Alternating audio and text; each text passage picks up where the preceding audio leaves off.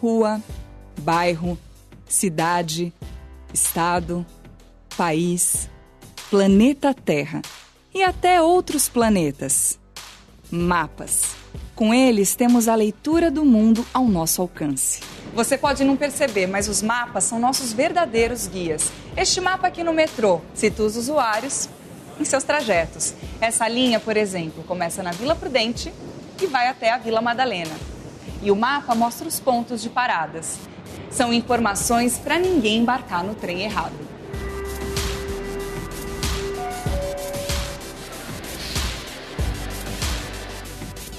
E nas viagens para outros países ou cidades? Os mapas também são uma mão na roda para encontrar pontos turísticos, local para se hospedar, para comer, para se divertir.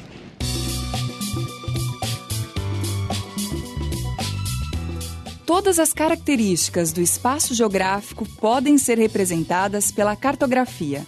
Mapas físicos mostram relevos, rios, altitudes, clima. Mapas econômicos apresentam dados de produção, finanças, distribuição de renda. E o mapa demográfico? Indica número de habitantes, as várias etnias, a movimentação das pessoas pelo mundo. Os mapas políticos retratam as fronteiras entre países, estados, cidades. E existem os mapas históricos, como estes aqui, que representam fatos do passado. Parece muito mapa? Ainda tem esse outro modelo, que chama a atenção pela desproporção entre as partes. Veja este mapa sobre a incidência de raios e grandes temporais nas regiões do mundo. Os locais com maior número de casos aparecem proporcionalmente maiores que os demais, sem levar em conta a escala cartográfica. Por isso, ganhou o nome de mapa de anamorfose. Então, a anamorfose, no caso aqui, vem do grego, anamorfose, transformação. Aqui seria a nossa representação, a gente está acostumado, né, a ver em materiais diversos aí. E aqui é a representação desse mesmo mapa, só que com peso, retratando essa imagem, o peso da sua população de cada município aqui, por exemplo, da área metropolitana de São Paulo. Então, sem dúvida, né, o município de São Paulo em particular, o peso dela é suficiente para ampliar, né, essa área aqui que a gente está acostumado a ver. O que é importante é que eles tiram a prevalência do que a gente chama do fundo euclidiano único, que as distâncias na sociedade só podem ser medidas em metros. A gente tem distâncias sociais, né? Portanto, às vezes no mapa, coisas que estão um do lado do outro, elas têm distâncias sociais muito grandes e, por vezes, as medidas só em metros e quilômetros, elas não são suficientes. Então, as anamorfoses vêm cobrir essa necessidade. Como vimos, há vários tipos de mapas. Todos eles servem para nos locomover, orientar, localizar pontos que ajudam o homem a conhecer o espaço em que vive desde os tempos pré-históricos, quando fazia desenhos rústicos nas paredes das cavernas para indicar os caminhos de caça e pesca. Calcula-se que antes de aprender a escrever, o homem já fazia mapas. Os mapas babilônicos, egípcios, astecas e chineses foram os primeiros. Eram de pedra, argila, tecido, papel. O mais antigo é o da Babilônia, feito de barro cozido. Mas é na Grécia que surge a base da cartografia moderna, com Eratóstenes de Cirne, que calculou o perímetro da Terra. Anaximandro de Mileto, que representou o mundo num círculo, com a Europa, Ásia e África. E Cláudio Ptolomeu, que elaborou o Mapa Mundi, importante instrumento para os grandes navegadores do século XV. As grandes navegações a serviço do comércio impulsionaram novas descobertas, estimulando o surgimento de instrumentos como bússolas e astrolábios.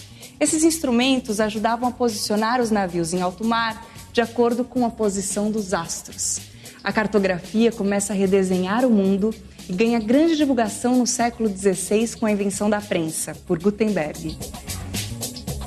Colombo, por exemplo, usou como referência o mapa de Ptolomeu. Nós tínhamos esse mundo tripartite, que era um mundo que os mapas têm, que trazia a Ásia, a Europa e a África, de uma forma muito compartimentada. E esse mundo tripartite, ele agrega a América pela primeira vez, né, no início do século XVI, né, em 1507 a gente vai ter aí o mapa de Waldseemüller, que traz a América e o termo América enquanto continente pela primeira vez.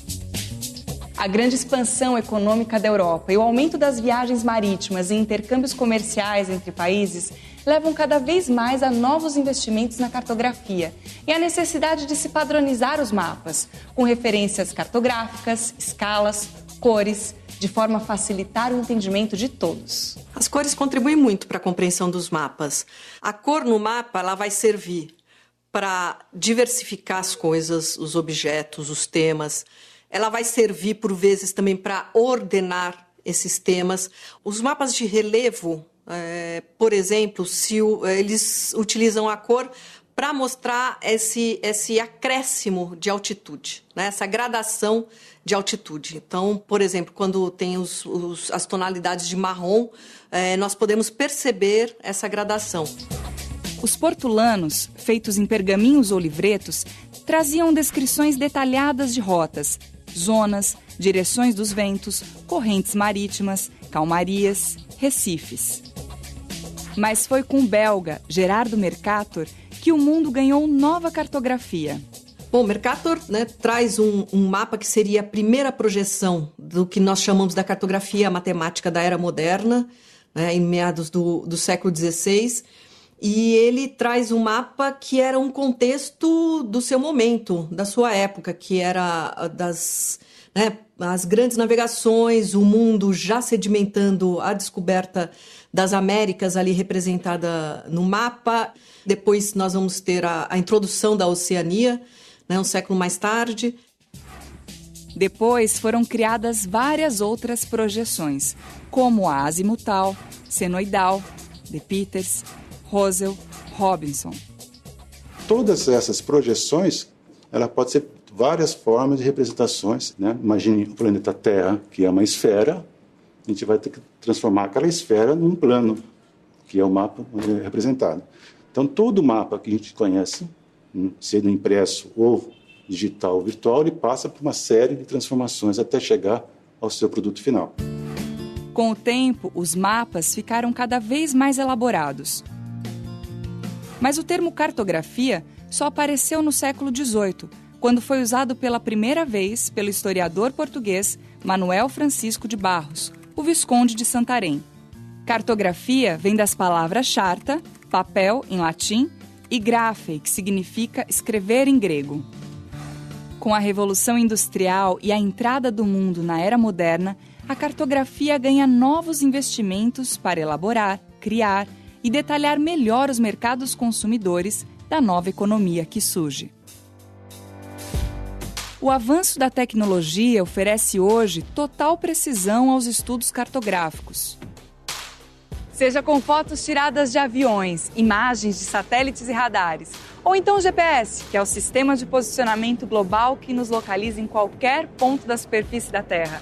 Hoje, todas as áreas geográficas são mapeadas e monitoradas.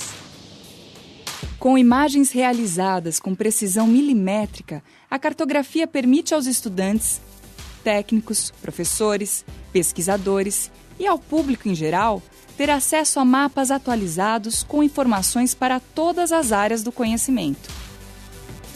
Com novas tecnologias, hoje é possível construir mapas até da superfície da Lua, de Marte ou de Vênus. E ver tudo isso só com um clique no computador.